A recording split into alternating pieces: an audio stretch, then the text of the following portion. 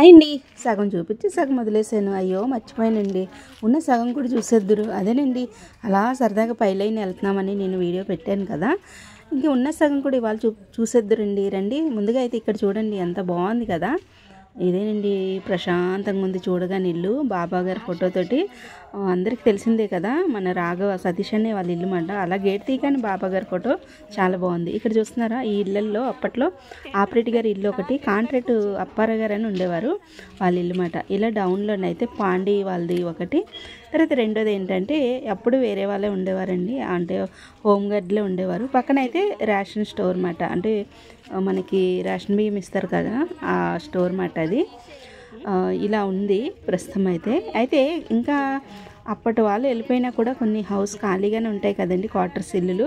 ఇప్పుడు ఏంటంటే ప్రస్తుతం ఆ ఊర్లో ఈ 3వ యూనిట్ ఒకటి వర్క్ జరుగుతుంది కదండి, పవర్ ప్లాంట్ది.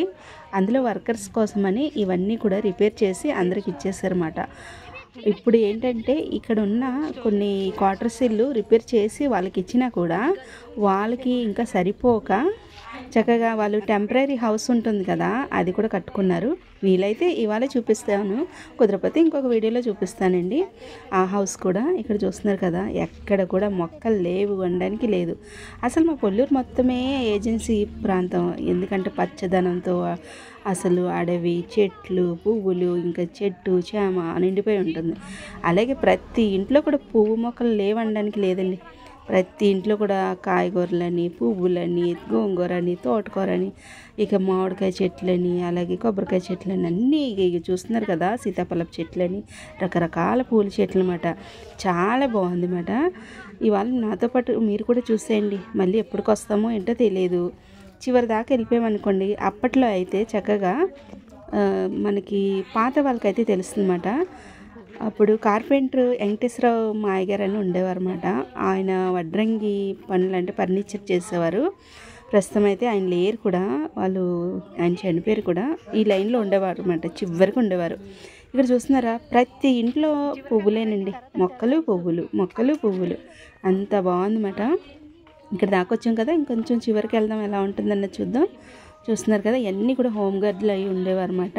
చక్కగా ఇప్పుడు కూడా అందరు ఉన్నారు, ఏది కూడా ఖాళీ అందరికి లేదు, అన్నిట్లో కూడా జనాలు ఉన్నారు చివరి దాకా కూడా. ఇంక ఇవాళ ఏంటో మేము అలా తిరిగేస్తాం, మమ్మల్ని అలా చూస్తూనే ఉన్నారన్నమాట జనాలు. వీళ్ళు ఏంటి అసలు ఇవాళ ఇలా తిరుగుతున్నారని. మేము ఇంటి దగ్గర స్టార్ట్ చేసిన దగ్గర నుంచి మాకు అందరూ చూడడమేనండి, ఆయన ఎక్కడ ఆపలేదు. మమ్మల్ని ఏమైనా ఆపిందా అంటే ఒక వర్షమే గ్యాప్ ఇస్తుందన్నమాట, మధ్య మధ్యలో గ్యాప్ ఇచ్చుకుంటూ ఇలా వచ్చేసాం మేము. ఇక్కడ చూస్తున్నారు కదా, మనం ఇంకా బాగా చివరికి వచ్చేసాం అన్నమాట. ఇక్కడ కూడా ఉన్నారు మనుషులు, ప్రస్తుతం అయితే తాళం వేసి ఉంది, డ్యూటీకి వెళ్ళి ఉన్నారన్నమాట. ఇదిగోండి ఇక్కడ చివరి నుంచి చూపిస్తాను. నేనైతే చివరికి వచ్చాను, మామిడి చెట్లు అవి ఉన్నాయన్నమాట. చూస్తున్నారు కదా, మా గ్యాంగ్ మొత్తం నుంచున్నారు ఇక్కడ. అదే అంటే ఇంక ఇవాళ ఏంటంటే ఇక్కడ వరకు ఈ మా ఊర్లో ఉన్న ఈ హౌస్ అంటే మన క్వార్టర్స్ ఇల్లులు ఇక్కడ దాకా ఉందన్నమాట.